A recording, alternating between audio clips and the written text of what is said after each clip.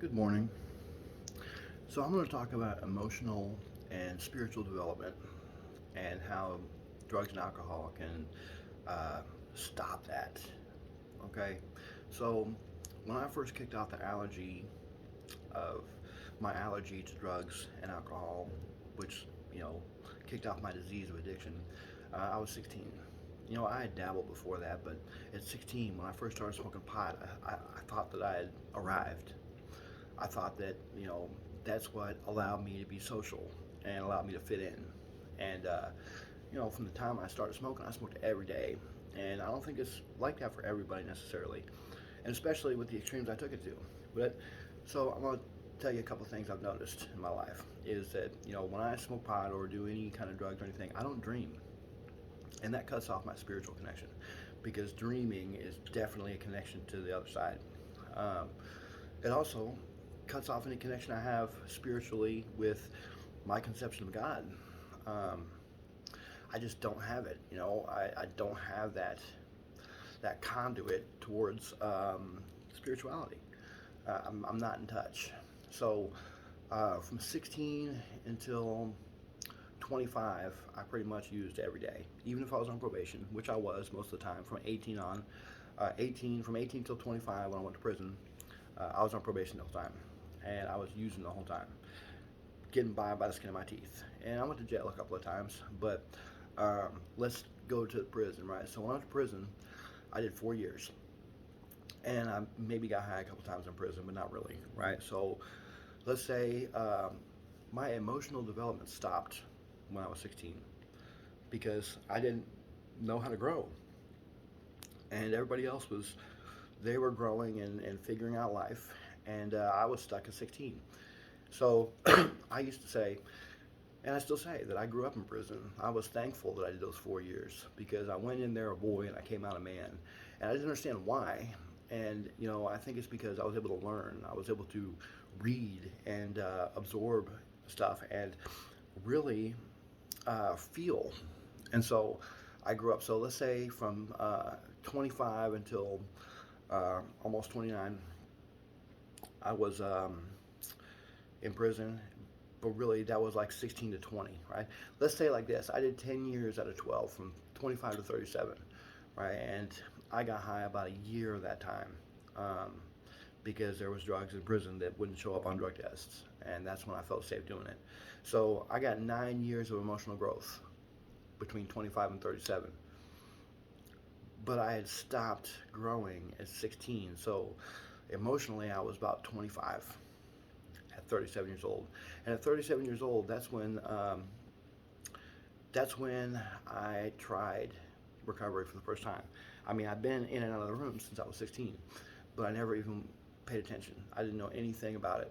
Right? It was just something I did to get a meeting sheet signed. So at 25 years emotionally, that's when I decided I would actually look at it. And I got 8.5 months. I went back out. So let's say I was 26, right? Um, then I did another 8.5 months in recovery a few years later because I had made decisions to change my life and I wasn't going to go back to prison. And I did go back to jail. I did go back to jail, and I luckily didn't go back to prison after I said I was never going to go back to prison. So I have kept that promise to myself. But I got another 8.5 months, so 27. All right, so when I met Molly, I was 27 years old emotionally. Um, I'm still a kid, you know, and I mean that has to do with a lot of things. I mean, like my credit was messed up. I didn't have anything, crazy. And I mean, really, I was what, 44 when I met her. I mean, because that's all the years that I wasted. Um, Maybe 28 because there was another 9 month period I went without really. I mean, but I was still getting high, so we'll say 27, right? Um, so now here I am, 45 years old, and I would say I'm about 27 years old emotionally. Um, yeah. So I am living the life of a 27-year-old emotionally and spiritually in a 45-year-old body. And it doesn't have to be like that. I mean, people my age have, families, and houses, and they've got their stuff together because they matured in a normal fashion, and emotionally and spiritually, physically, mentally, right? Now mentally, I feel like I'm 45, and physically, I'm definitely 45. I can feel that I'm getting older, but I'm still developing emotionally as if I'm in my 20s, right? And this is why the Molly Mo Foundation is so important, because it doesn't have to be like that.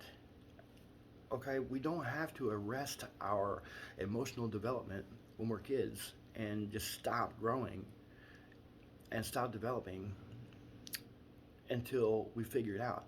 And let me tell you, so until recently, I was the youngest person at this house at 45 years old, and I'm staying in a halfway house. It's more like a three-quarter house, right? I mean, it's just, we stay sober and we live here.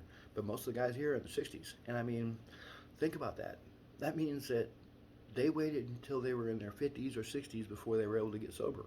And now at the end of their lives, middle-aged, late middle-aged, old age, that's when they decided that they wanted to straighten things out and try to make amends and fix their lives for all the things they've done for all these years.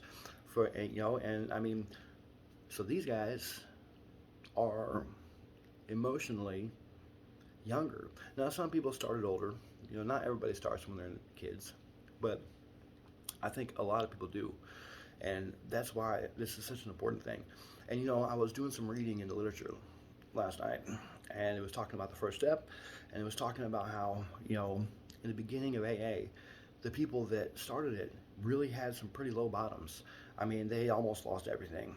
They almost lost their wives. They didn't have two cars in the garage, or most people don't come to AA on a winning streak or NA, right? Most people come when you're defeated.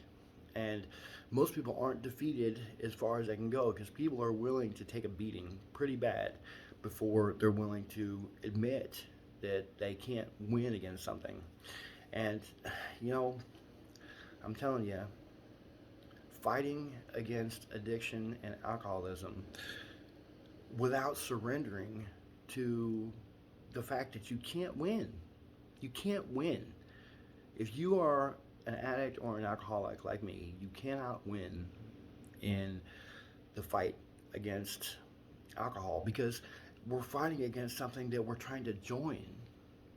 And it's just crazy, all right? And I like to think of it like this. It's kind of like, the leaf doesn't fight the wind, right? And, you don't fight the river. If you're trying to get to the other side of the river and you are hard-headed and stubborn and you want to get from A to B, here's the river and here's you, and this is your destination. And you feel like you have to get to this point. When you emerge from the water, you have to get to this point. And that's what's stuck in your head, right? How are you going to do it? You've got a raging river in front of you, right? And it's flowing this way, it's coming down this way, and it's coming fast. So you wade into the river, and it starts to push you down this way. But you're trying to get here. So you swim and you fight up against it. And you may be a championship swimmer. You may be an Olympic championship swimmer. But you're still not going to be able to fight against that river. You're not a salmon, right? You're not swimming upstream. A salmon are the only things that can fight against the river and win, right? And they don't even fight in. They jump out of the river, right? They fly out of the river to beat it. And we can't do that. I mean, we're humans. We're not built like that, right? So if we are going to fight against the river, it's going to tax us. It's going to hurt us. It's going to push us. It's going to take every ounce of strength that we have to try to fight that. And we're probably going to lose. And the river's going to kill us. That nature is going to kill us if we fight it, right? Now, let's just say that we decide that we are going to surrender to nature. We didn't get beaten by a team that was better than us, right? We didn't surrender to an armed force that is going to kill us if we don't surrender, right? I mean, we kind of did. We kind of did. But it's not a malignant force, right? It's just a force of nature. It just is, right? And addiction and alcoholism is like that. It's a force of nature, right? And sometimes it takes people where they they don't want to go, right? And people fight against it, and they fight and they fight and they fight, and they lose and they die. Now, if we're in that same scenario, on either side of the river, we're on this side of the river, we're trying to go over here, right? If we can humble ourselves to surrender to the power that is stronger than us, right? And we surrender to it, and we allow it to work with us, right?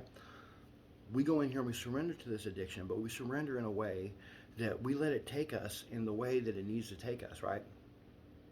Because we are surrendering to the force of nature, to God, to the spirit of the realm of spirit, the infinite creator, the creative intelligence, whatever it is. We're surrendering to this force that's stronger than us, right? And we allow it to take us, and we just drift, right? And we do it in a smart way, right? We drift in an angle. You know, we don't just let it take us willy-nilly. We go in a direction, right? We guide ourselves, right? We go this way, but we're not fighting it. So we let the wind, we let the river push us in the direction that it needs to push us, right? And then it'll take us to the other side, right? And if we're smart, we'll have something we're holding on to, like the 12 steps, a sponsor, right? We're holding on to this, and we're floating, right? We're floating with the guidance and the help and the assistance of this sponsor or these 12 steps, right? And we're coming down the river, and we're letting it flow. We're just letting it flow. We're just going with the flow. And then eventually it's going to let us off. We're going to catch on to something down here on the river, catch onto a root or something, or get to where the water's not deep in the river, and we're going to grab on wherever we need to get, and we're going to emerge from the river way down here, right? Way down here. We wanted to be up here, but we're way down here. But now we take a leisurely walk, right? We take a leisurely walk right back up, and we get to the spot that we wanted to get to, and we do it in God's time. Right? So there's two words for time. I don't know the Greek language, but I know a bit about it. Right? A lot of the Bible was written in Greek. And in English, we have one word for love, right? Like, I love my wife, I love my brother, I love my friends, I love coffee, right? Those are all one word that expresses so many different meanings. But I believe there's 17 words in the Greek language for love. There's agape, which is brotherly love. I think that's the only word that I know for love in the Greek language. But there's like 17 different ways to express it, which means a different kind of love, right? Well, there are two words that I know of in the Greek language for time. The first is chronos, and that's what we think of when we look at our watch, right? Or we set a schedule. Let's say the doctor tells your wife, or you, if you're a female, that you're pregnant and you're due on July 15th at 9 a.m., right? That's when the doctor expects the baby to come. That's chronos, right? That's a schedule, right? The baby might come on July 21st at 11 a.m., right? The baby may come on July 1st at midnight, right? That's kairos. That's God's time. That's when something is supposed to happen, right? So we have to do things in kairos, right? We can't. Kairos is like now, right? It's like the power of now. Everything is now. There's no past. There's no future. There's just former nows and nows that will be, right? And because all we have is now. That's all we really have. Okay, and so we have to concentrate on what we're doing right this moment, because this is the only thing that's really important. This is what determines nows that will be, right? And if we're stuck living in the past, trying to rekindle some kind of a good old days that used to be, right? Then we've got some psychological thing going on, and we can't enjoy the right now, the present now. And if we're trying to do that via building a future to recreate a past that can never be again, right? Then we're stuck in a psychological problem there also, right? So let's look at deadlines, right? When we set a deadline for ourselves, right, when we set something up and we put it on the calendar and this is when it's due, right? That's okay. That's okay. That is a way for us to mark time. And that's important. We have to do that so that we can keep ourselves in a flow of living and achieving, right? And of getting things done, accomplishing. And that's important for humans. We need to have that sense of accomplishment. Um, Now, that being said, we can't be so fixated on that. We can't be so fixated on that that if we don't make it happen at that moment, that we have disappointed ourselves. Because when we set expectations, even on ourselves, they're really usually unrealistic, right? Now, we can set expectations, but when we set expectations and we set a deadline and we don't meet that deadline, we've disappointed ourselves. And when we set expectations on others and we set a deadline, then we really disappoint ourselves, right? The only thing we can expect is that we can do our best, right? That we do our best and we do it in as efficient a time frame as we possibly can, right? But if I set a deadline for myself for, say, February 14th, let's just say Valentine's Day. It's right now. It's I think January 30th maybe. So if I set a deadline for myself here for 15 days from now, and I've got OGSM chart, objectives, goals, strategies, measures, right? And I've had all these things set up, and I have all of this stuff set up for this is how I'm going to do it, right? And then let's just say that I really make that deadline, but I make it because I overdid things, right? And I was obsessive about it, and I put too much into it. I mean, I'm not enjoying any of these moments in these 15 days. All I'm doing is pursuing this goal in a single-minded focus, and I'm not living life, and I'm not enjoying any of my life, right? So let's just say that I reach that goal, and then what? I set another goal, and now I'm constantly in this.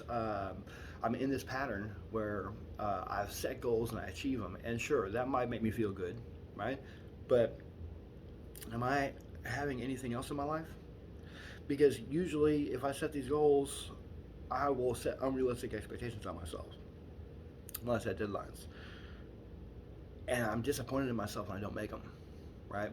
So what I do is I might set myself a deadline, but that deadline is a rough parameter. This is what I have an idea of when something will be done.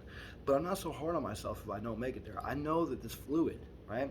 If I say February 14th is the deadline, in my head I know that really February 28th could be when I finish. That's Kairos, right? That way I'm not so hard on myself, and I didn't fail when I didn't reach that deadline, right? It's a difficult concept. It really is. But I take this back to and I'm not religious. I'm spiritual, right? I do believe that there's more out there than just this world. I believe that wholeheartedly. I'm convinced. But I don't necessarily believe that there's only one way. I think that God makes it easy for those who seek Him. And God is not, in my idea, what it says in different religious texts. That's not the way I see it. And I mean, maybe they're right, but I don't think that there's only one path to get there. Okay, so I'm not sure where I was going with the God thing, but anyway, this is what I was going to say. So I have read some religious texts, and my favorite ancient text comes from the Bible and the Holy Bible, and it is the book of Ecclesiastes. The preacher, the teacher, however you want to translate that, and it's King Solomon. And he's supposed to be the wisest man that ever lived. He's the richest man that ever lived. He was worth like 200 trillion in today's money, something like that. Like I was watching something recently. He was worth so much. Like we think that Jeff Bezos is rich. Solomon had him by a million times what Jeff Bezos has is what Solomon had. I mean, and so he could do whatever he wanted to. And I think he was bored, right? And he was trying to figure things out. And the first time I read it, I was like, man, this is pessimistic. Oh, it's all chasing the wind. It's all worth nothing. And I was like, well, what the crap is that about, right? But then when I started reading it, I got more of an understanding. And books have wisdom in them, like Ecclesiastes, like the Bible, like ancient texts. I mean, you don't read those once and think you know it. And that goes the same with the Big Book of AA and the basic text of NA and any of this stuff. You don't read it once and think that you know it. It's not a novel, right? It is wisdom, and you get different things out of it and different understanding every time you read it. And it's not boring when you read it a second time. And it's like, oh, I already read that. I already know what happens next. No, that's BS. This is learning, right? It's like a textbook. When you read in a textbook, you don't pick it all up the first time. You got to read it more than once to understand it. And then even when you understand it, you really don't understand it until you continue to read it and continue to study it and see what they really meant, right? So anyway, so Ecclesiastes, I read it a few times, and some of the stuff I picked up out of it is, the fastest runner doesn't always win the race. And that's true. I mean, look at entertainment. Right? Some of these people are not that talented, but they're famous, and people love them, and they go and watch them, right? And then you got guys that are bums on the street corner that are playing music, and they're fantastic, right? And, you would think that someone would discover them and that they would be recognized, but they're not, because there's a lot more to it than just playing some music, right? And just being able to sing. So, now, because of this, because you're not always going to be recognized for being the best, you have to be okay with that. You have to be okay with that. And you have to choose what you want to do in life. You have to set a path. Now, Solomon, he talks about oh, and then I sought pleasure, and I had all the greatest parties, and we had wine, and we had whatever, women, and, he was just describing it and how, awesome it was and how he had a great time, right? But then you realize that, man, that's all I'm doing is just partying. And it's like chasing the wind. It's like, I'm going after the same thing over and over again, and no matter how great it is, it's kind of empty, right? And then he's like, and then I went after buildings. I made these awesome buildings, and I made these awesome gardens and these great structures, right? It's kind of like, oh, it was great. It was fantastic. It was the best, But I mean, that's kind of how he's talking. But he had $200 trillion. He could do whatever he wanted to, right? And he could hire the best people, and he probably could have built Rome in one day because he had the money to do it. He could have hired the people to do it, right? And anyway, so he's talking about that. And even though he was making these great cities and he was doing all of this, awesome stuff, he was single-minded of purpose, and he was obsessive, and it wasn't anything. It wasn't what he wanted, right? I mean, even though he was doing all this awesome stuff, it wasn't what he wanted, right? And he went through that with several different categories, right? Several different things that he chose to go after, right? And when he did, and he was single-minded of purpose, he found that it didn't mean anything. Then he said that what he found was meaningful was to enjoy your food. Enjoy your drink. Find satisfaction in your work. Surround yourself with people that you love and that love you, and spend time with them. Build relationships. That's what life is about. It really is. It really is. And so, for me, I found that, when I use drugs or alcohol, with me, it's 1 beer, 2 beers, 3 beers, crack. So, I don't really like to drink, but, it leads me to other things. And then I don't really like crack, right? So I'm going to end up putting everything that I love and everything that I value is going to fit real nicely inside of a 1cc syringe before too long if I start using them. I won't be dreaming, and I'll cut off my spiritual connection.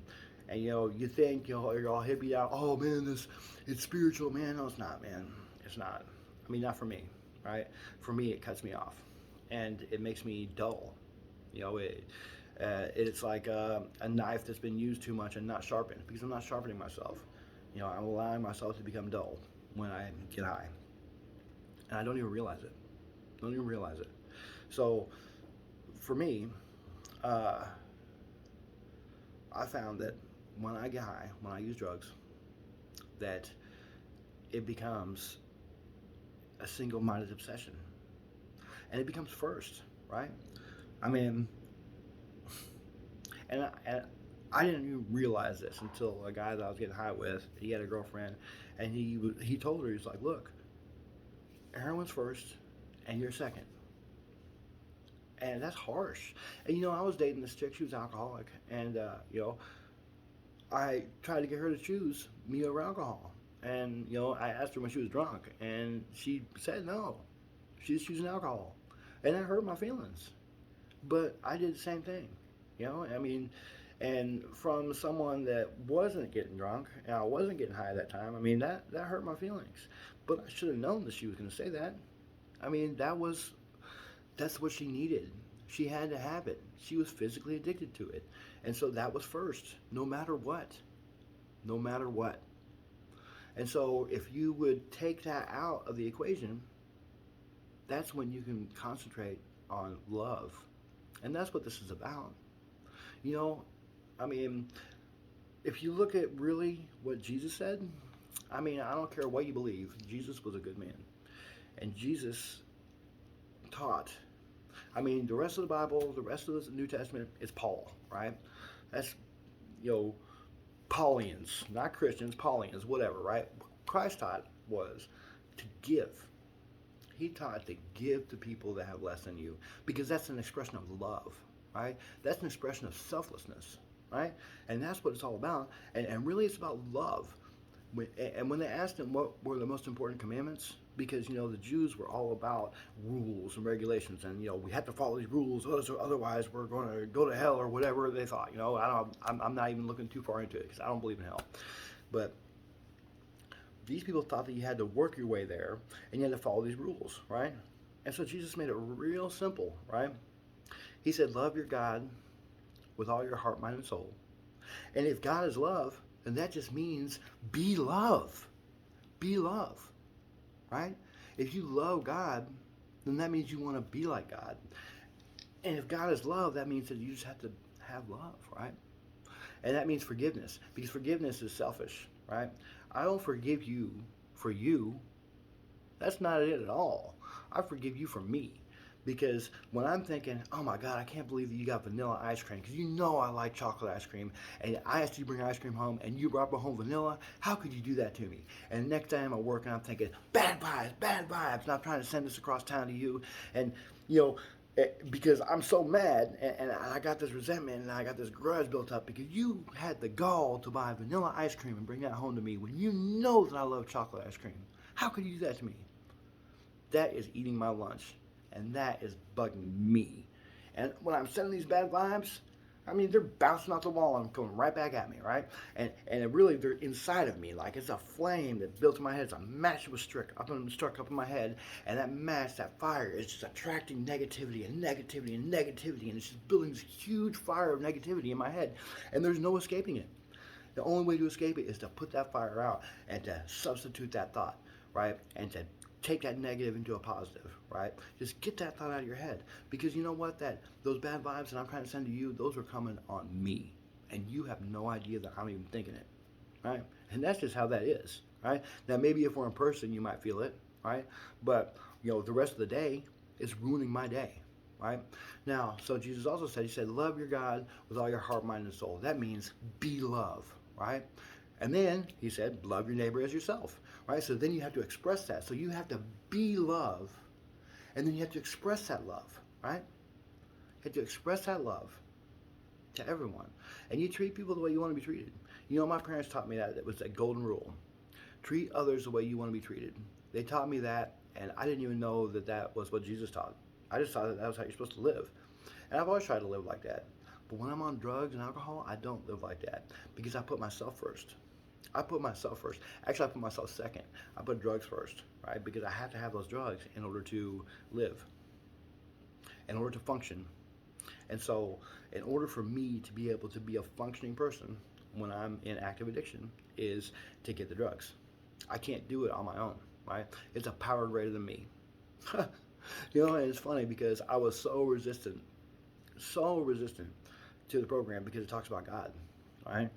And, when you think about God in a way that was forced on you as a child, or a way that doesn't make sense to you, because, how could God just be, like a man kind of figure that's just sitting on top of the world or something like that? I mean, it doesn't, for a lot of people, it doesn't make sense. Some people that makes sense, but for me that didn't make sense, and I was resentful anyway about it, right?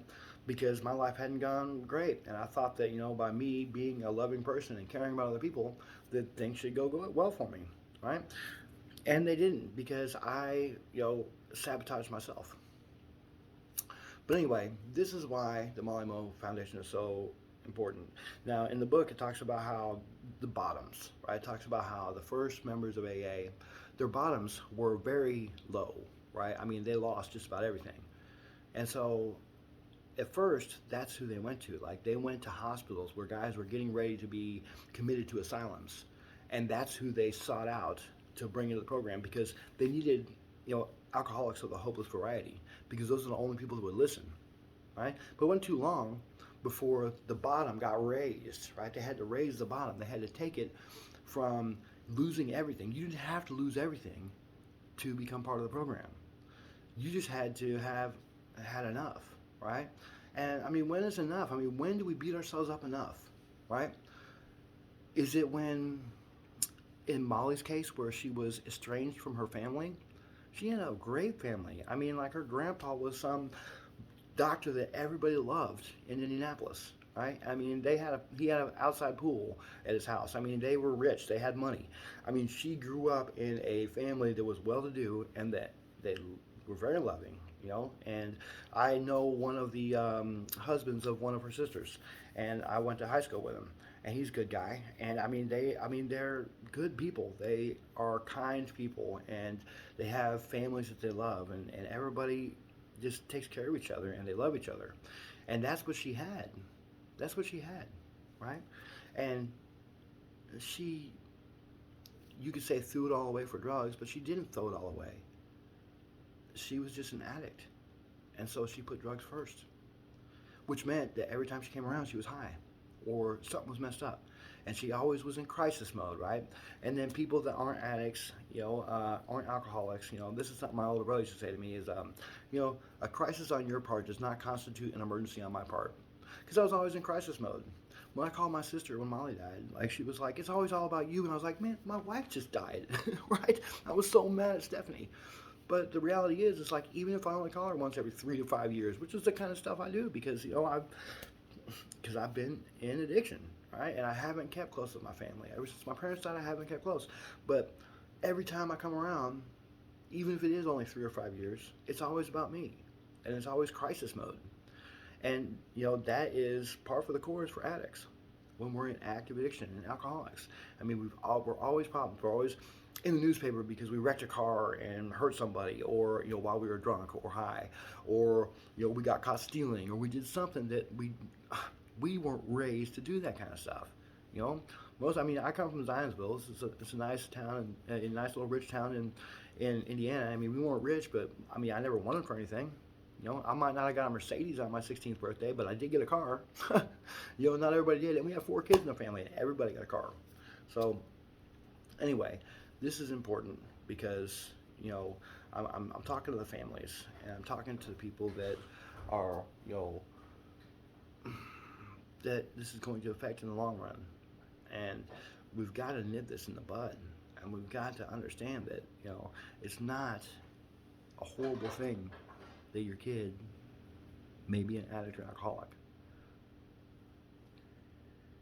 They just need to accept it.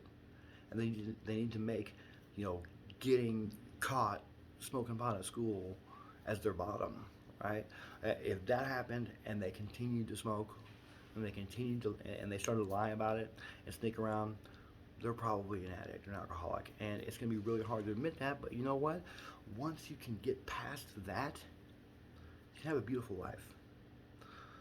And we want to do it in a safe space, right? So this is a good thing. It's not a bad thing. We got to change the stigma because, your son or daughter that is an addict or an alcoholic, they're like the potato that didn't choose whether they were French fry or vodka. They just are.